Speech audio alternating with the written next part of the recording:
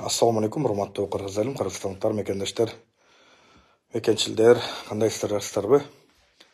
Ушул эфирде кайдыгер карабай бөлүшүп коюңуздар. Жуңгулийде жүргөн Тилек Маткуренов карапайым калктын оюнчук көрүп атат. Митинг кылабыз, бийликти алмаштырабыз деп караандай калптарды айтып, жалгандарды айтып атат. Тилек Маткуренов боюнча бир-эки маалымат айтып коюуну туура көрдүм. Куренов, сен мени Дайыр Орунбековго же жана башкаларга мени эч убакытта чаптаба. Мен өз убактысы келгенде Акылбек Жапаровду дагы жана Дайыр Орунбековду дагы мен айткам, дегем. Аларга мен өз жообумду убагында бергем. Эми бир нерсени баса белгилеп коеюн. Соцсетте отуруп алып эле адамга акыл айтканыңды токтот да. Эл үчүн эчтеке жасаган эмессиң. Дагы бир нерсе айтам. Элге 1 грамм эчтеке, бир жумуш жасаган эмессиң. Чыгып алып азыр Жуңгулийде жатып алып 13-үндө келем, монтем тигиндем деп атасың. Талас элине кайрылыпсың. Мына мен как таластык катары сага айтайын. Чаткалды минтип атат, тиякты минтип атат, тигинтип атат деп. Учурунда Атамбаевдар кенди сууду суудай, акчаны акчадай урдаган кезде, дача суга 40 адам кырылган кезде сен эмне үчүн ачуучундук айтып чыккан эмессиң? Сен мага караганда жашың улуураак мындай, саясатты мындай жакшыраак түшүнөт экенсиң. Же азыркы убакытта жанагы сен атың будаңы шпаргалка. Шпаргалкаларды окуп эметип атасың, полный бүттүгүнчө жазып берген бүттүгүн окуп атасың. Мен сага окшош шпаргалка окубай, мага эч ким даярдап бербейт. Мен көйдөнүмдө чындыкты, ачуу чындыкты болуп аткан ситуацияны сага айтып атам. Ошон үчүн Тилек Маткуренов шпаргалка сага айтар элем. Талас элине кайрылып, кристалдай таза, алтындай болгон Айбек мырза отурат түрмөдө деп атасың. Айбек мырзаны 6 ай Таласка губернатор кылган кезде муну жасаган эмес. Тескерисинче тигил эмелерден, официанттардан налог алыш керек деп элдин шакаласында калган. Ошол сен айтып аткан кристалдай деп аткан Айбектин акылы такси, Яндексти гана түшүнгөн бала ал. Такси гана кылат. Экинчиден, сага окшоп алда бузуклук менен алектенип, бузуклар менен митингди алабыз, мына мондай кылабыз, мага эмени кызматты бересиңер деп кызматты өзүңөр бөлүшүп албадыңар беле? Урматтуу кыргыз элим, кыргызстандыктар, мынакей Тилек Маткуренов деген бузуку, шпаргалка окугуч, Адахандын күчүгү, уурулардын күчүгү сыртта жатып алып, мына алданып калдым, акчаны ала албай калдым, антип калдым, минтип калдым, көчөдө калдым деп аткан өзүңөр көрүп атасыңар. Бул бирөөдүн жалданган, бул бирөөдүн адамы. Кече мага бирөө Facebook аркылуу бирөө кайрылды. Тилек Маткуренов Европадан, Грузиядан чоң суммада акча чыгарып аткан жерден банктан кармалып, 2 күн абакта жатып, бошопур, акчасын бирок бербей коюпур деп мага жазып атат да. Мен негизи бул боюнча маалыматым жок. Может быть, жана оппозициялар буга акча отправка кылышы мүмкүн. Ошо акчанын күчү менен сүйлөп атышы мүмкүн. Сен Жуңгулийде качып жүрбөй, Кыргызстанга кел, мына башымды кесип алса да келем деп атасың, Кыргызстанга кел. Кыйынсыңбы? 13-үндө баяда улуттук улуу жыйын өткөрөбүз октябрда.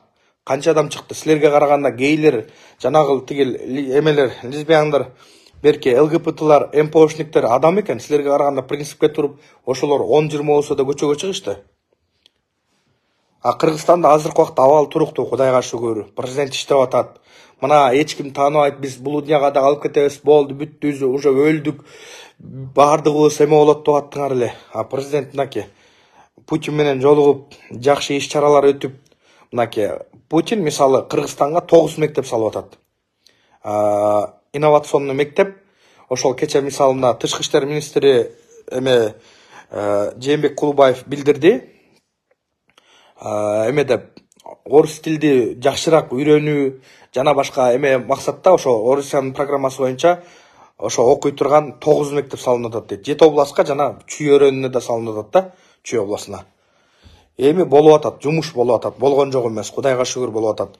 Бирок мен сага айтып коеюн, уурулардын күчүгү, Тилек Мат шпаргалка окугуч, мени Дайыр Орунбековго жана башкага мени чаптаба. Мен Садыр Жапаровду активдүү колдогон Садыр Жапаровдун колдоочусу адам катары мени мындай эме кылба. Аларга вообще чаптабай эле кой. Алар мен үчүн эч ким эмес. Как адам катары. Мен өз убактысы келгенде аларга да мен өзүм чындыгымды айткам. Мен ардайым чындыкты айткам, сабак жол менен пакта койгон адам эмесмин. Сен бир кызмат алыш үчүн, ошолордон акча алыш үчүн, бир мансап бирдекеге алыш үчүн ушундай поступкага барып атканын баардыгы белгилүү.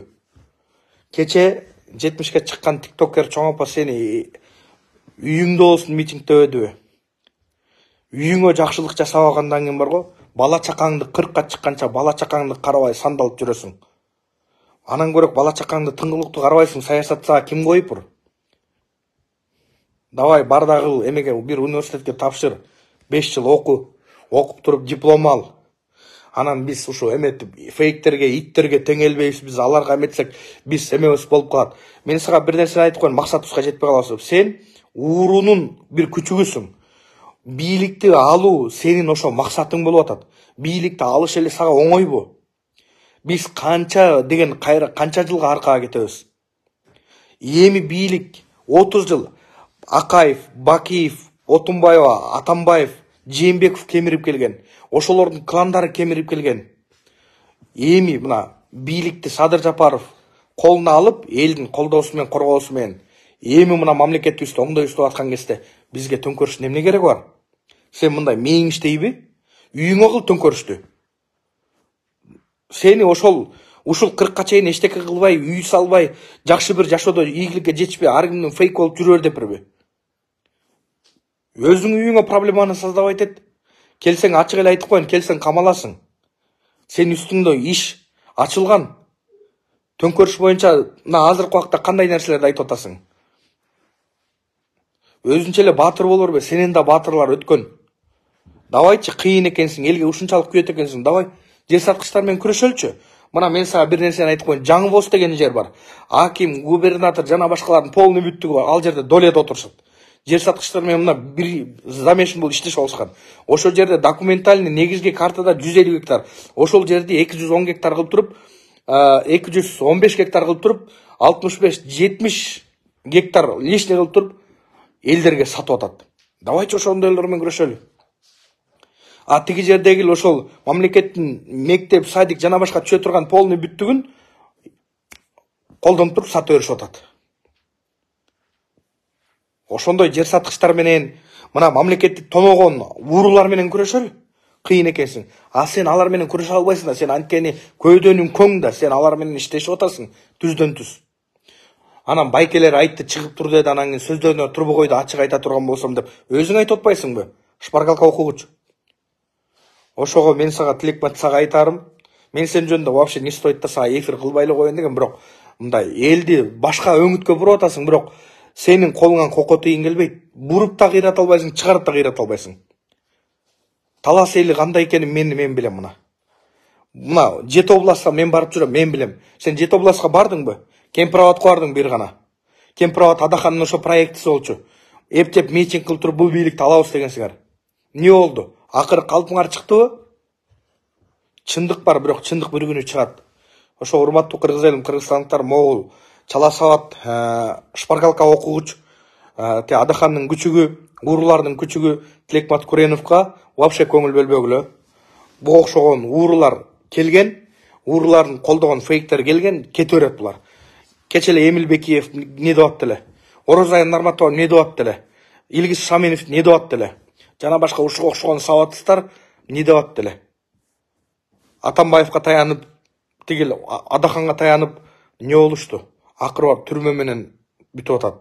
Эч кимди отурган түрмөгө отурган каалабайм, бирок булар өздөрү мажбур кылып атат ошого.